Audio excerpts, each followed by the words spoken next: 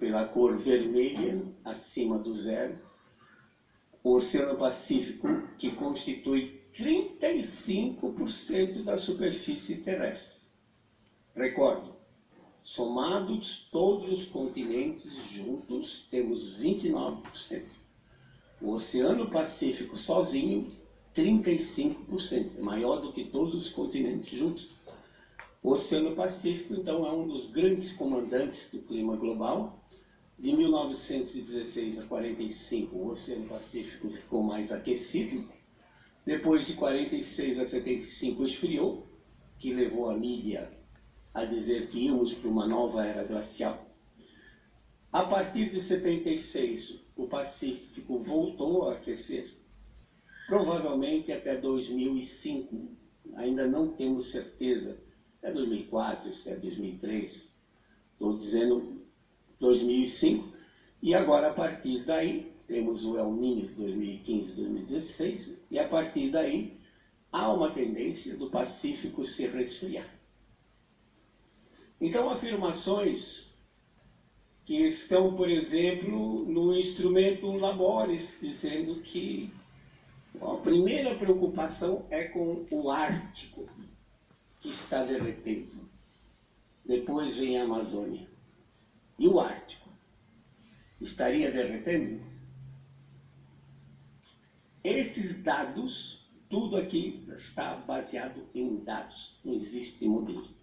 Esses dados do sistema de boias, chamado Argo, A-R-G-O, são boias inteligentes, porque o custo de se fazer pesquisa nos oceanos é muito caro. O navio, sua tripulação e tudo mais. Então, os cientistas desenharam uma boia inteligente que ela se aprofunda até 2.000 metros de profundidade, se desloca com as correntes marinhas e no 10º dia ela muda sua estrutura, adquire flutuabilidade e sobe fazendo perfil de temperatura e de salinidade, chega na superfície, transmite para os satélites e afunda novamente para um novo ciclo de 10 dias. Essas boias estão dizendo que o Oceano Atlântico Norte, em 2006, estava com 9 graus centígrados em média, e que 10 anos depois, 2016, está com 7,5 graus. Então, quando houve aquele degelo, em 2006, 2007, na realidade, o Ártico estava mais quente por conta do transporte de calor pelas correntes marinhas. Temos duas correntes principais no hemisfério norte, uma do lado da Ásia, chamada corrente de Kuroshio, e a outra do lado do Atlântico, chamada corrente do Golfo. Vossa Eminência, muito bem, ouviu sempre falar da Gulf Stream, né? Da corrente do Golfo. Essa corrente, então, ela leva o calor da região tropical, transporta o calor em direção ao Polo Norte, que o Ártico é fechado, né, geograficamente. Então, essa corrente, esse calor é jogado na corrente do Atlântico Norte, entra no Ártico, num iceberg, 10% está fora e 90% está submerso.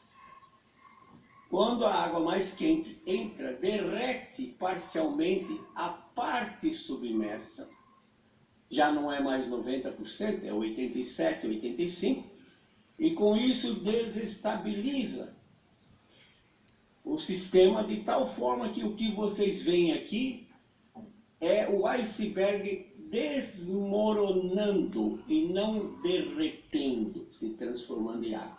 Note que em cima do continente, apontada ali por aquela flecha amarela, a neve continua exatamente do mesmo jeito que está.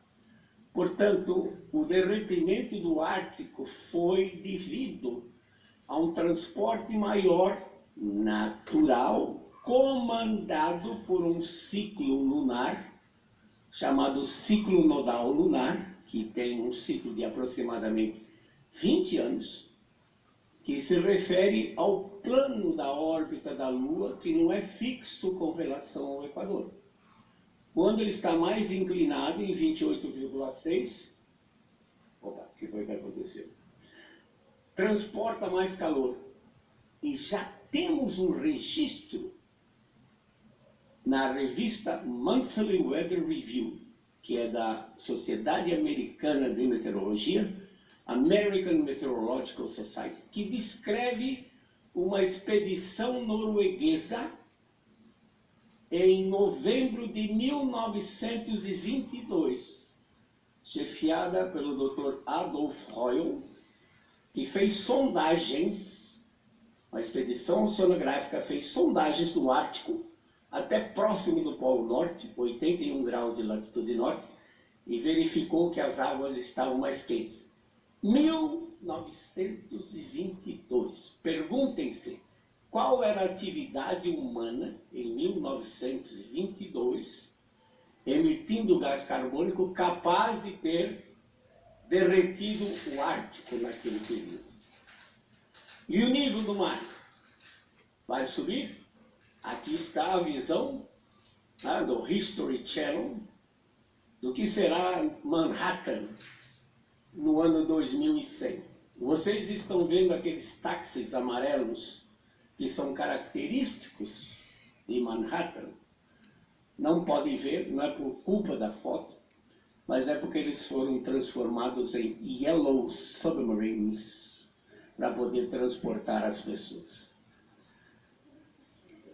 Al Gore disse que o nível do mar, ex-presidente, né, ex-vice-presidente americano, disse que o nível do mar vai subir de 6 metros até 2006. O IPCC, no relatório de 2007, foi modesto, 59 centímetros. Agora, no relatório de 2013, o IPCC diz 98 centímetros. Eu disse, mas dada a imprecisão que nós temos, por que não arredondamos isso para 1 metro? Não pode. Porque 1 metro seria, como se diz, um chute. E 98 centímetros é um cálculo preciso. Medir nível de mar nesse nosso planeta é missão impossível. Entre outras coisas, movimento de placas tectônicas. Por exemplo, hoje, Estocolmo, que tem mais de 200 anos de medida de nível de mar, mostra que o nível do mar está baixando. Em compensação, Veneza, no Mediterrâneo, mostra que o nível do mar está aumentando. A placa da Europa faz um movimento. Como o instrumento está fixo na placa, a parte da placa que levanta, nesse caso, na Escandinávia, mostra que o nível do mar está baixando. E o mesmo instrumento, em Veneza, mostra que o nível do mar está subindo.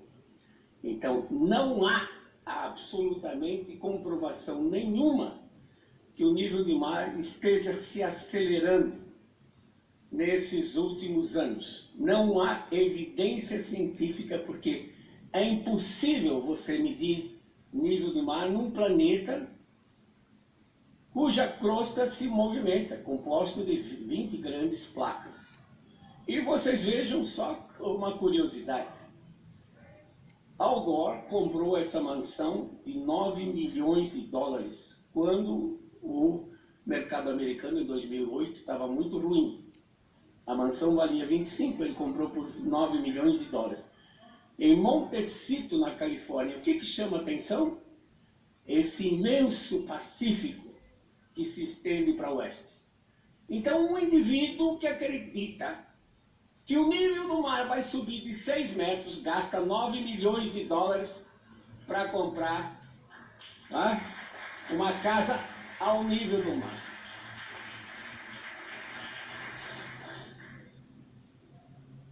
Qual a origem de toda essa visão catastrófica, dizendo que o homem está destruindo o planeta? Modelos de clima. O que são modelos de clima? São meros códigos de computador que não conseguem reproduzir o clima global. Em particular, Nuvens e chuva. Como nós vimos, nuvens é muito importante para controlar a entrada da radiação solar. Também não tem transporte de calor, que levaria o degelo do ar, como também não reproduzem os El Niños. E como é que a gente representa esses modelos num computador? Porque o computador ele não tem a ideia do contínuo. Nós podemos traçar num quadro uma reta. O computador não sabe o que é isso. Eu tenho que colocar pontos.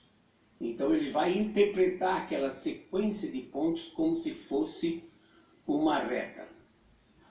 Para isso a gente cria uma grade em torno do planeta. Latitude e longitude. E também em vários níveis na atmosfera. E os dados são introduzidos em cada ponto de grade. Normalmente, devido às restrições dos supercomputadores, porque esses modelos são complexos. Por exemplo, o modelo da NASA, de última geração, ele tem 1,5 milhão de linhas de instruções. É difícil resolver isso, são complexos, mas não quer dizer que eles acertem. Os dados são introduzidos em cada ponto de grade. Atualmente, em geral, os modelos entre um ponto e outro têm 100 quilômetros de distância. Pela teorema da amostragem, eles só conseguem resolver fenômenos 2 vezes o tamanho da grade. Ou seja, qualquer fenômeno abaixo de 200 quilômetros, o modelo filtra. E não tem ideia do que seja. E os processos de formação de nuvens, vocês têm essa percepção? São locais. Às vezes está chovendo aqui, e no quarteirão ali um pouco para frente já não está chovendo.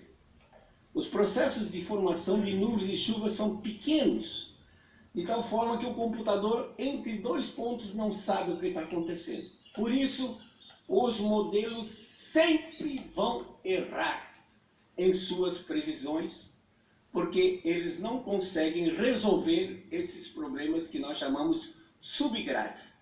Todos os processos físicos que ocorrem inferior ao tamanho da grade do modelo são excluídos, e chuva e nuvens é o principal deles no que se refere ao controle. Então, só como exemplo, na costa da América do Sul, nós sabemos, as observações indicam que, em geral, aquela região em cima da corrente de von Humboldt, por exemplo, como 70% do tempo está coberto com nuvens. Vejam, vários modelos, alguns não chegam nem a reproduzir, a dizer que tem 30% de nuvens. Portanto, os modelos não conseguem reproduzir a cobertura de nuvens, que é essencial. Modelo é bom? Então vamos fazer um teste. Eu tenho aqui os dados do aquecimento que ocorreu de 1916 a 1945. Dados registrados. Vamos ver se os modelos conseguem reproduzir isso que já foi observado. Olha, parece o que nós chamamos de um espaguete, né? Cheio de fios. Um modelo, por exemplo, esse vermelho, diz que a temperatura entre 1916 e 1945 era em média entre 15 e 16 graus. Enquanto o outro, aqui embaixo, diz que a temperatura estaria em torno de 12,3 graus. Quer dizer, entre os modelos, ou nesse caso foram 81 modelos, há uma divergência de mais de 3 graus centígrados. Como é que eu vou me preocupar com algo que diz não podemos passar de 2 graus, que é baseado em modelo? Ou então, nos próximos 10 anos, não podemos permitir que o clima aumente meio grau, quando os modelos não conseguem reproduzir isso. Muitas vezes o que eles fazem? Ajustam os modelos, dado um período, fazem com que o modelo reproduza aproximadamente o que foi observado e depois rodam o modelo para frente. Nesse caso, também do IPCC, ou comparação de modelos a número 5, que fez parte do relatório de 2013, pelos modelos, 2015, o ano de 2015, já deveria estar com uma temperatura de 0,6 graus acima do que as observações feitas por satélite e radiosondas mostram. Radiosondas são aqueles pacotes que sobem em balõezinhos e vão medindo. Então vocês veem que o modelo não só não consegue reproduzir já climas passados, que nós temos evidência, como também não consegue, ao projetar, manter-se próximo da realidade. Eles tendem a superaquecer o planeta, por conta que os modelos, como pode ser visto aqui à esquerda, eles tendem a aquecer os oceanos. E como os oceanos constituem 71% da superfície terrestre, os modelos aquecem o planeta. Já a realidade ali, observado entre 1982 e 2013, mostra que os dados mostram que estava frio ao longo da costa das Américas, temperatura normal na maior parte do Pacífico e só um pouco mais aquecido do lado do mar do Japão e da Austrália e Indonésia. Quer dizer, se os modelos não conseguem reproduzir